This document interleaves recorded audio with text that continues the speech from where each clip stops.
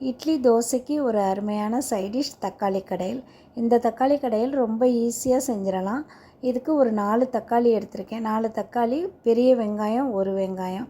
தக்காளி கூடுதலாக இருக்கணும், வெங்காயம் கம்மியாக இருக்கலாம். இப்போ அதோட ஒரு 10 பல்லு பூண்டு, 2 பச்சை மிளகாய், 1/2 ஸ்பூன் சாம்பார் பொடி, ஒரு அரை ஸ்பூன் காஷ்மீரி சில்லி, இது கலருக்காக போட்டிருக்கேன். அதோட கொஞ்சம் ஜீரகம், உப்பு தேவையான அளவு, இதையெல்லாம் போட்டுட்டு கலந்து விடணும். எண்ணெயெல்லாம் ஊற்றி வதக்கலாம் வேண்டியதில்லை. இது மிக்சியில் அரைக்கவும் வேண்டியதில்லை.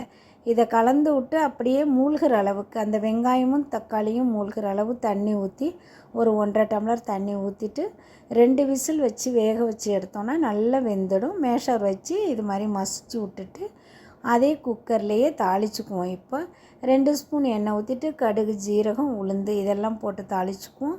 அதோட கொஞ்சம் வெங்காயம் கட் பண்ணி வச்சுருக்கேன். அந்த பொடியாக கட் பண்ண வெங்காயம், கருவேப்பிலை இதையும் போட்டு வெங்காயம் நல்லா செவந்து வர்ற அளவுக்கு வதக்கி விட்டுட்டு நாம் இப்போ எடுத்து வச்சுருக்க தக்காளி கரைசலை எடுத்து ஊற்றிடணும்.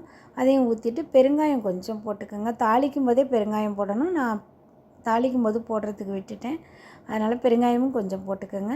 இப்போ இது நல்லா கொதித்த பிறகு இது நல்லாவே குக்கரில் வச்சுருந்து வேக வச்சதுனால நல்லா வெந்து குலைவாக இருக்குது. அதனால் ரொம்ப நேரம் கொதிக்க வேண்டியதில்லை.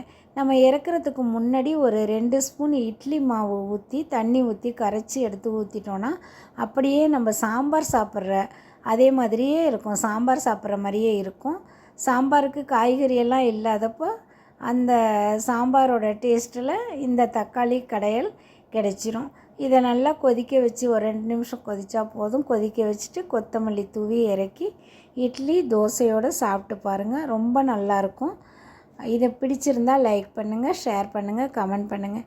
இது மாதிரி இன்னும் வீடியோஸ் பார்க்குறதுக்கு ஃபீனிக்ஸ் பெண்கள் யூடியூப் சேனலுக்கு சப்ஸ்கிரைப் பண்ணி வச்சுக்கோங்க. தேங்க்யூ.